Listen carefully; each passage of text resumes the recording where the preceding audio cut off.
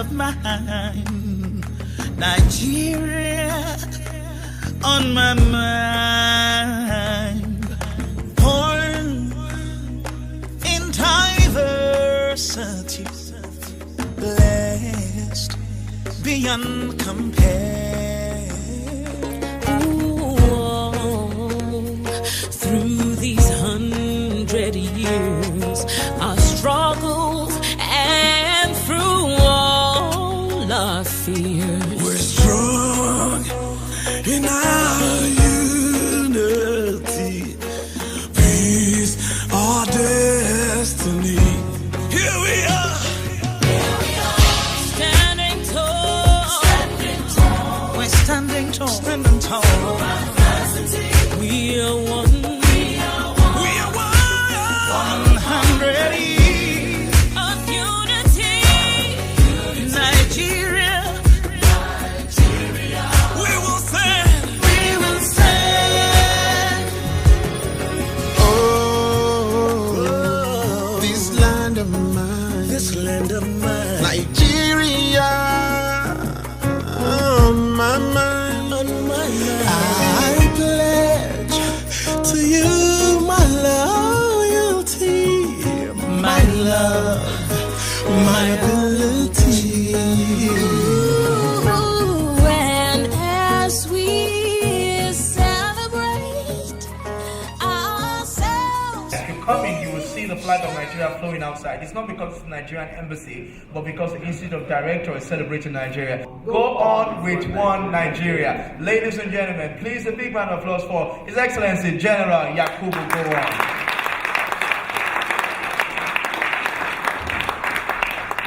We're expecting His Excellency the Governor of Bauchi State, Governor Yuguda, His Excellency the Governor of Edo State was with us all day yesterday, and the MD of the Bank of Industry and other government leaders who are still on their way. Mr. President, Your Excellencies, Your Royal Highnesses, Governors, Senators, my Lords, ladies, distinguished guests, good morning and welcome to the Institute of Directors. I could not be more delighted to host such a high-profile delegation of leading business people, politicians, and cultural leaders on such a momentous occasion. It has been a remarkable 100 years for Nigeria. It is fitting that during these centenary celebrations, we can celebrate Nigeria becoming Africa's largest economy. And I have no doubt that during the course of this century, we will be talking about one of the largest economies of the world. It's me great pleasure, in a personal capacity, to welcome you to this, I think, very important discussion and forum about the economic opportunities of Nigeria. Nigeria and its dynamic and its growth and its potential is something which is in the frame, it is in the mind of everybody who thinks about Africa. Ladies and gentlemen, Lord Alan Watson of People from all over the world try to take investment into Nigeria and all the other 53 African countries. We have had some successes, some real successes. We have in the 52 largest cities across Africa 78% penetration of mobile telephony. We have a lot of other statistics which, when you break them down to the data that we do have from Nigeria, you find Nigeria is the top in the young, in the mobile telephony, and in so many other ways. On behalf of One of Ife, he sends his Google message to this August occasion, and he promises support fully for whatever the outcome will be today. He said on behalf of the royalties, he promised that there will be an enabling environment for all investors who are interested in investing in Nigeria. We, the royal fathers, are ready to welcome you, give you the necessary enabling environment, and give you the services and cooperation needed to start your business. there will be a very good atmosphere for investment or doing business in Nigeria. It is very important that we continue this very good relationship and to make sure that others do not come and take over in this exceptionally good position that we've had. And today, of course, you know that China is coming in a very big way, and if you are not careful, they might probably displace Britain or any other investor in Nigeria. But however, we can rest assured that I'm sure Nigerians will give a preference to any good business investment in Nigeria first than any other. When I was growing up, I always say that every time we went on strike, it was when they were going to increase fuel price.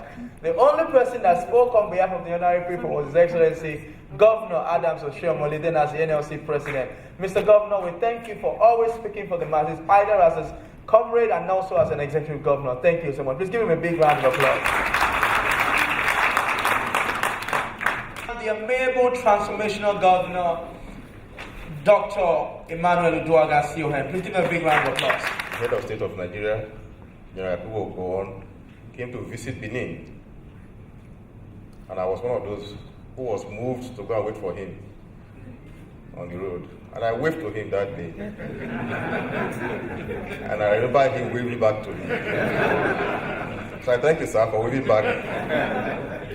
So today, I'm sitting beside him. You can see that the young child grew. And in being an oil-producing community, it has been severely degraded, polluted. Soil pollution, water pollution, air pollution. And what is the effect of that? That farm that those women used to go, those rubber plantations that the young boy used to go and tap rubber are no longer there. Because the soil is no longer good enough for the women to farm. That water where you could literally put your hand and remove fish, where you could see the sharp sand, is now heavily polluted. You can hardly catch, you can stay there from morning till night and you will not even catch one fish. That fresh air that the young boy used to breathe is no longer fresh. Do we continue a situation where, yes, it's an oil-producing state, but with all the challenges and with all your certainties of oil wealth, with the fact that you cannot continue to sustain an economy based entirely on oil? Because over 90% of the revenue of the state, just as it is in Nigeria,